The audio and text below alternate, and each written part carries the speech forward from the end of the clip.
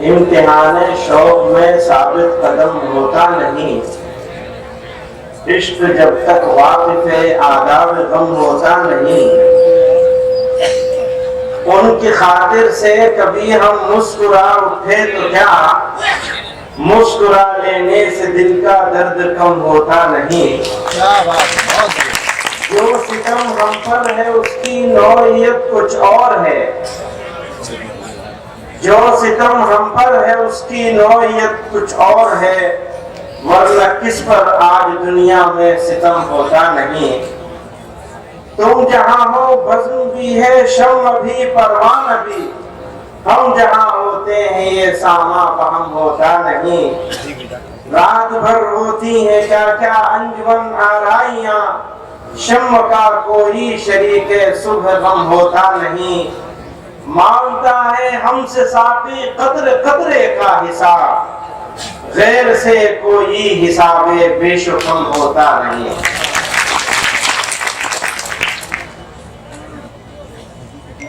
इस इजलास के सदर मोहतरम हजरत मौलाना कासिम साहब सदर जमीयत उलमा बिहार, इस इजलास के मेहमान खुसूसी अमीरुल हिंद हजरत मौलाना कारी सैयद मोहम्मद उस्मान साहब मंसूरपुरी सदर जमीयत उलमा हिंद व उस्ताद हदीस दारुल उलूम देवबंद, आज के इस इजलास के खास मेहमान जो ऋषिकेश के सबसे बड़े मरकज परमार्थ निकेतन के जिम्मेदार हैं। परमार्थ का मतलब होता है सबका, स्वार्थ का मतलब होता है अपने लिए और परमार्थ होता है सबके लिए। तो उस निकेतन के ये जिम्मेदार हैं स्वामी चिदानंद सरस्वती जी महाराज।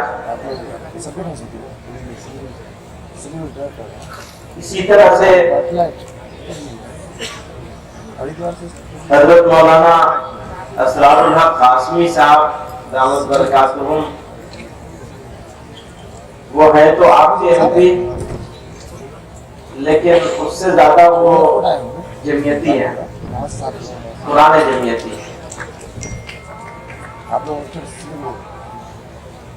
यहाँ कुछ लोग ऐसे हैं जिनका नाम लेना, बहुत सारे लोग ऐसे हैं जिनका नाम लेना चाहिए, मुझे नहीं ले पा रहा, लेकिन कुछ ऐसे हैं जिनका नाम लेना जरूरी है। जनाब मुजाहिद आलम साहब हैं, वो एमएलए हैं किशनगंज के। जनाब नौशाद आलम साहब हैं, ठाकुरगंज के एमएलए हैं। इसी तरह जदयू के लीडर हैं जनाब महमूद अशरफ साहब। जनाब जावेद अख्तर साहब हैं मगरबी बंगाल के जिला परिषद उत्तर दिनाजपुर के। इसी तरह फैयाज आलम साहब हैं किशनगंज के चेयरमैन। ये हजरात को बोलना था, लेकिन इनकी बात नहीं हो पाई वक्त की तंगी की वजह से। मैं इनका इस्तकबाल करता हूँ, इनके ताउन का। मुखिया जी कह रहे थे कि रज़ाकारों का शुक्रिया अदा कर देना, तो शुक्रिया अदा करना तो एक रस्म है, बदला तो जहां से चाहिए वही दे सकता है, और हम सब लोगों को उसी से बदले की उम्मीद रखनी चाहिए। काम करने वालों के लिए बड़े नुक्ते की बात है ये कि अगर हम बदले की उम्मीद किसी और से रखेंगे तो बदला नहीं मिलेगा, और जिसके लिए काम करते हैं उससे बदले की उम्मीद रखेंगे तो काम हो जाए या ना हो, बदला हर हाल में मिलेगा। काम कामयाब हो जाए या काम फेल हो जाए, काम पूरा हो जाए या काम अधूरा रह जाए, उसके हाथ से तो बदला जरूर मिलेगा अगर उसके लिए करते हैं। आज हम यहाँ जमा है, बात है एकता, कौमी यकजहती। जब हम एकता की बात करते हैं तो सांप्रदायिकता जरूर आती है बीच में, फिरकापरस्ती जरूर आती है, क्योंकि एकता को जो थ्रेट है एकता के लिए जो रुकावट है, जो बुराई है, वो सांप्रदायिकता है। और ये सब जगह मौजूद है, इधर भी है उधर भी है। ये जमीयत उलमा की स्पेशलिटी है कि उसने उस गर्म माहौल में, जब लोगों ने टू नेशन थ्योरी पेश की थी और यह कहा था कि मुसलमान और अदर्स एक साथ एक देश में एक जगह पे नहीं रह सकते,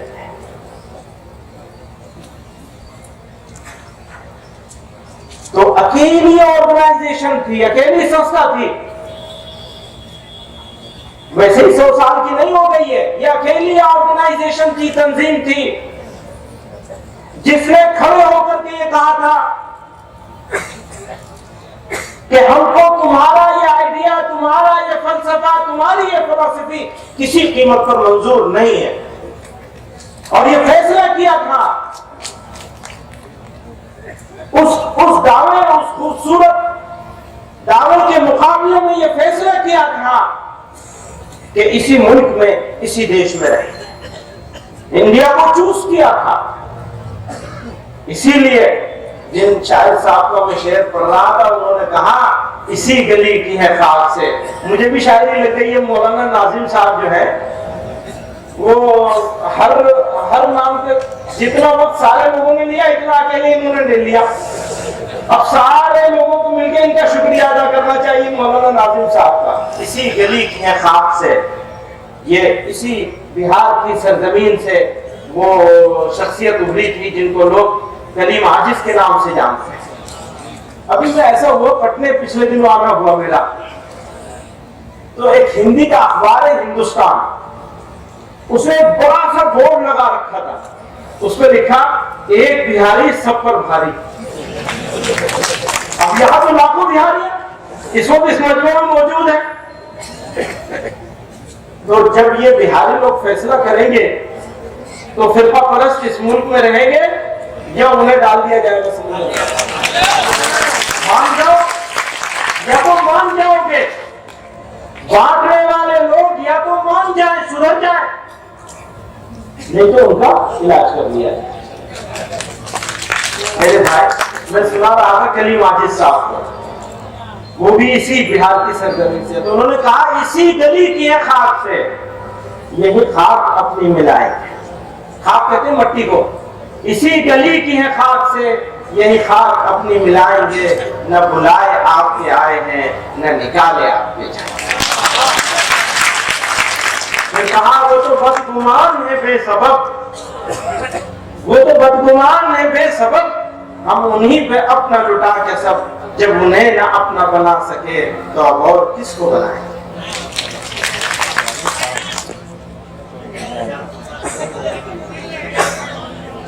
मेरे भाइयों, बहुत वक्त हो गया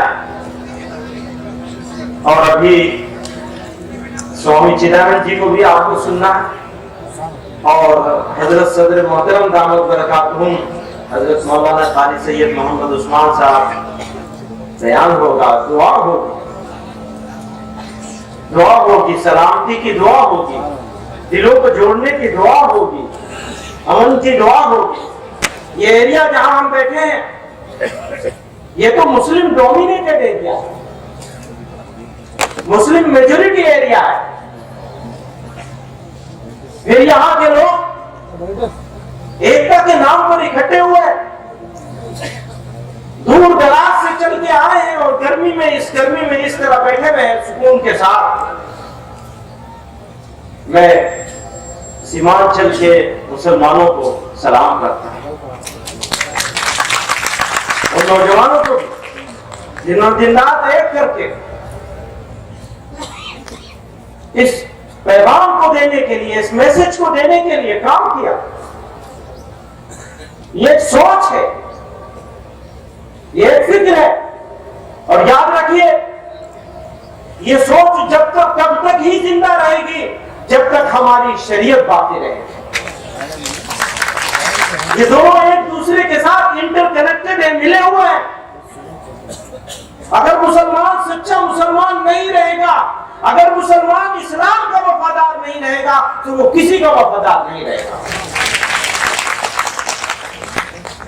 और अगर मुसलमान इस्लाम का वफादार होगा तो वो कभी किसी छोटी से छोटी चीज के साथ भी बेवफाई नहीं कर सकता। ये हमारी खुसूसियत है इस्लाम। इस्लाम ने तो हमें जानवरों के साथ,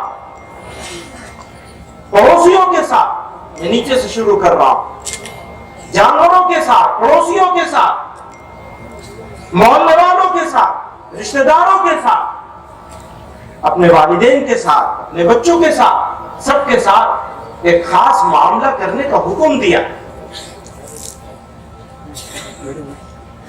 अभी मौलाना कह रहे थे कि शरीयत की हिफाजत सरकारें नहीं करेगी, शरीयत की हिफाजत हमें अपनी जिंदगी में शरीयत को उतार के करनी। अगर हमारा मामला शरीयत के मुताबिक होगा,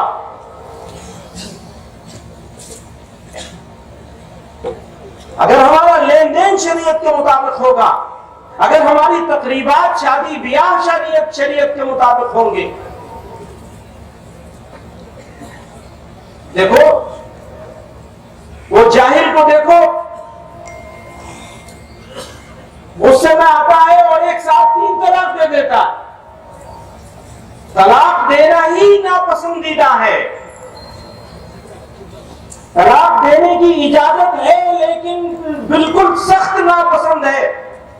और फिर जो काम एक से चल सकता है उसके लिए 3 इस्तेमाल किए जा रहे और कोई बोलने वाला नहीं है। ऐसे लोगों का बाइकआउट करना होगा और नौजवानों को शादी से पहले बताना होगा कि तुम्हारे लिए इसकी इजाजत नहीं है। मेरे भाइयों, जरूरत है बदलाव की। मैं हमेशा ये बात कहा करता हूं, सरकारों के बदलने से हालात नहीं बदलेंगे। याद रखिए, सरकारों के बदलने से हालात नहीं बदलेंगे, अपने आमाल और किरदार के बदलने से हालात बदलेंगे। हम बदल जाए, जमाना बदल जाएगा। लोग ये समझते हैं कि यहां 800 साल 700 साल मुसलमानों ने हुकूमत की। माफ करिएगा, कड़वी बात है। अब से 1300-1400 साल पहले मुसलमान 2 रास्ते से माना जाता है आए, इस्लाम यहां आया। एक रास्ता है केरला का, वहां 1300-1400 साल पहले मुसलमान ट्रेडर्स, बिजनेस करने वाले लोग आए थे। वो यहां इक़्तिदार कायम करने नहीं आए थे, वो ट्रेड करने के लिए आए थे यहां। और उस रास्ते से जब भी आया, जो आया ट्रेडर आया यहां। आप जरा देखिए, लोगों ने उनका कैरेक्टर देखा, उनका किरदार देखा और कहा ये ऐसे लोग हैं तो हम इनसे रिश्ता कायम करेंगे। ऐसा रिश्ता हुआ कि बढ़ते बढ़ते खुद वहां का राजा इस्लाम में दाखिल और भारत की पहली मस्जिद अब से 1350 साल पहले उसने अपने इंतजाम से बनवाई। उसी केरला, ये लोग तो बहुत बाद में आए। और ये याद रखिए, किसी बादशाह से हमारा कोई लेना देना नहीं है। हमारे पास अगर ईमान आया है, ईमान का नूर आया है, तो उन औलिया अल्लाह के हाथों से आया जो जमीन पे बैठते थे, फटे कपड़े पहनते थे, सूखी रोटी खाते थे। की दिल्ली में नहीं, वो नंबर नहीं है, शहाबुद्दीन गौरी की दिल्ली में नहीं, पृथ्वीराज के अजमेर में उस ख्वाजा गरीब नवाज ने लाखों लोगों तक रोशनी और नूर पहुंचाया। हम उनकी औलाद, हमारे आइडियल वो हो सकते हैं। हमारा आइडियल कोई बादशाह और कोई राजा नहीं हो सकता। राजा वो होता है जो दिलों पर हुकूमत करता है, वो दिलों पर हुक्मरान है। इसीलिए लोग उनको सुल्तान हिंद के नाम से जानते हैं। हमारा कनेक्शन है तो उनके साथ है, उन सूफिया किराम के साथ है, ख्वाजा निजामुद्दीन औलिया के साथ है, हजरत अलाउद्दीन साबिर कलियरी रहमतुल्लाह अलैह के साथ है, हजरत मुजद्दिद अल-सानी के साथ है। मेरे भाइयों बुजुर्गों, हमें एक्शन की जरूरत है, हमें एक्शन की जरूरत है, अमल की जरूरत है। लेकिन कौम रिएक्शन में चली गई, रद्द अमल में चली गई। याद रखिए, जब रद्द अमल करेंगे, जब रिएक्शन करेंगे, तो आपका दुश्मन प्लान करके आप किस तरह रिएक्ट करेंगे इसके बारे में सोच समझ करके अपना एक्शन लेगा और आप रिएक्शन करेंगे और उसके दाम में फंस जाएंगे। दाना डाला जाता है चिड़िया को, आपके सामने दाना डाला जाएगा, काहे का, जज्बाती तकरीरों का, इश्तिहार अंगेज बयानात का, भड़काऊ चीजों का। मुसलमानों, ये दुश्मनों की साजिश है, इससे होशियार हो जाओ। अगर होशियार नहीं हुए तो नुकसान पर नुकसान होगा। ये वो दाना है जो चिड़िया को फंसाने के लिए डाला गया है, ये डाला जाता है। और एक्शन मुश्किल काम। एक्शन क्या है? जवानों से कहता हूं, जल्दी सोना जल्दी उठना। अभी क्या हो रहा है? जब दुनिया की कामयाब कौमें अपना आधे से ज्यादा काम निपटा चुकी होती है, तब मुसलमानों की सुबह होती है। सुनिए, इस मुल्क में अभी आपके आने से पहले यहाँ एक साहब तकरीर कर रहे थे, कह रहे थे हम तो अगर करवट बदल लेते तो पाकिस्तान में चले जाते, हमने इंडिया को चूज किया। तो मैं इंडिया के बारे में कहना चाहता हूं, सुन लीजिए, इस पूरे बर्रे सगीर में, इंडियन सब कॉन्टिनेंट में भारत के मुसलमानों के लिए भारत से अच्छी जगह दूसरी कोई नहीं। हाँ, ये सही है, हमें भी शिकायतें हैं, दूसरों की भी है, हमारी भी है, दूसरों की भी है। यह भी सही है कि हम कुछ ज्यादा ही बदनाम हैं।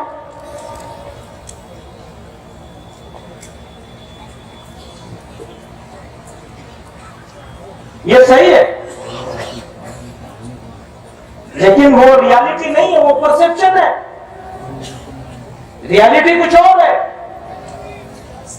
और उस परसेप्शन को तोड़ने का काम कोई दूसरा नहीं करेगा, हमें और आपको करना पड़ेगा। हमारे नौजवानों को बुनियादी मजहबी तालीम के साथ अपने अंदर काबिलियत और सलाहियत पैदा करनी है। मैं ये कहना चाहता हूं आपसे, अपने नौजवानों से कहना चाहता हूं, जो मेहनत करेगा उसको कोई पीछे नहीं धकेल सकता। जरूरत है सिर्फ मेहनत की। बच्चियों और बच्चों की तालीम पर ताकत लगानी है, घुटने टेक देने हैं।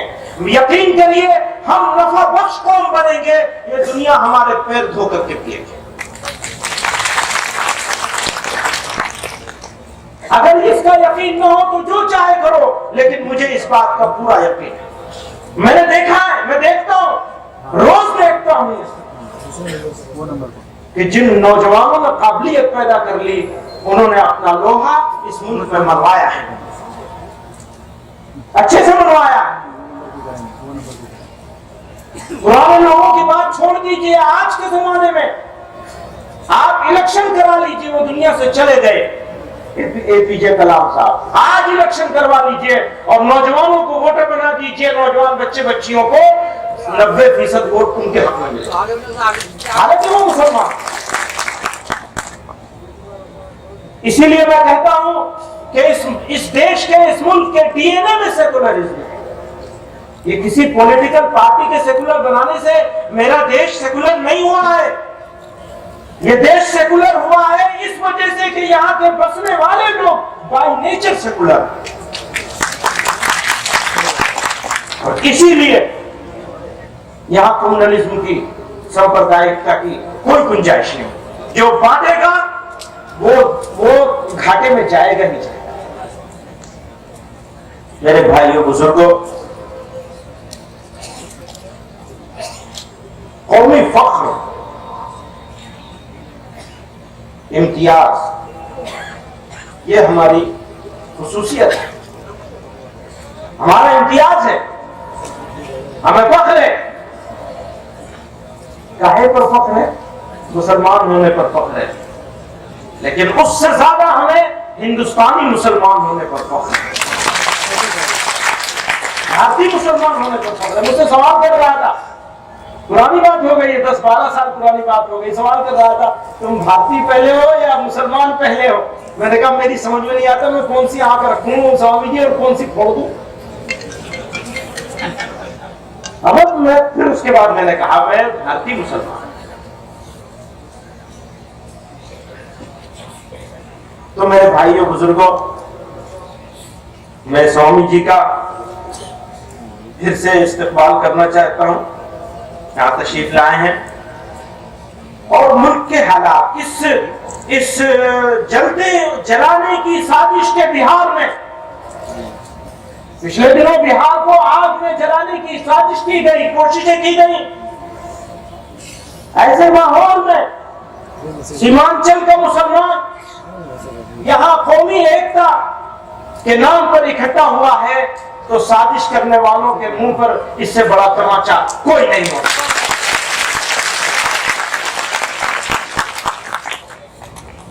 और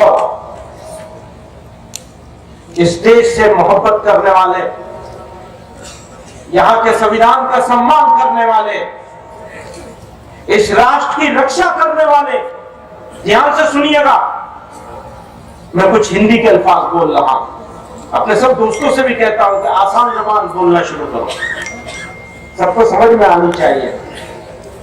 जो बात समझ में ना आए, हमारे हजरत रहमतुल्लाह अलैह फरमाते थे सकातुर अमतार हो रहा है, क्या समझ में आएगा किसी के? सादी जबान होनी चाहिए तकरीर करने वालों की। हमने अभी हैदराबाद में भी फैसला किया है कि मुसलमान जो जिस इलाके के हैं उस इलाके की जबानों में उलमा बयान करना शुरू करें। कल आंध्रा में है, तेलंगाना में है तो तेलुगु में बात होगी, कर्नाटक में है तो कन्नड़ में बात होगी, तमिलनाडु में है तो तमिल में बात होगी, और यहाँ है तो भोजपुरी में बात होगी। जबाने यार मन तुर्की नमी दानम। अब मैं तो नहीं, अगर भोजपुरी बोल सकता होता तो मैं जरूर बोलता।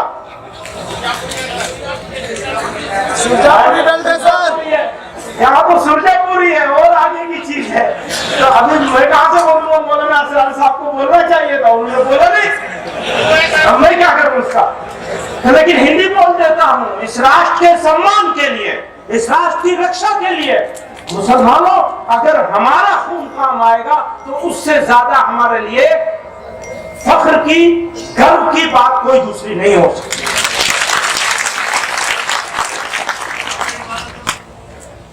उसी के लिए तो पेशावर के किस्सा खानी बाजार से लेकर मिदनापुर तक कोई जर्रा ऐसा नहीं है जो हमारे लहू से रंगीन न हुआ।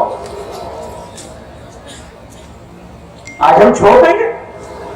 कभी नहीं छोड़ेंगे। और दुश्मनों को मालूम हो जाना चाहिए कि हमारी सरहदों की तरफ भी अगर कोई देखेगा, बाहर का दुश्मन और अंदर का दुश्मन, दोनों को हम सबक सिखाना अच्छे से जानते हैं। हमारी तो तारीख है, ये हमारी तारीख है, हमारा इतिहास गवाह है इस बात का कि हम हर चीज पर समझौता कर सकते हैं, ईमान पर कोई समझौता नहीं। मेरे भाइयों बुजुर्गों, लहू देंगे तो लेंगे, भूल गया। मैं शेर शायरी का आदमी नहीं, ये मौली साहब ने इस चक्कर में फंसा दिया। लहू देंगे तो लेंगे प्यार। हाँ, लहू देंगे तो लेंगे प्यार, मोती हम नहीं लेंगे। हमें फूलों के बदले फूल दो, शबनम नहीं लेंगे। हमें फूलों के बदले फूल दो, शबनम नहीं लेंगे। लहू देंगे तो लेंगे प्यार, मोती हम नहीं लेंगे।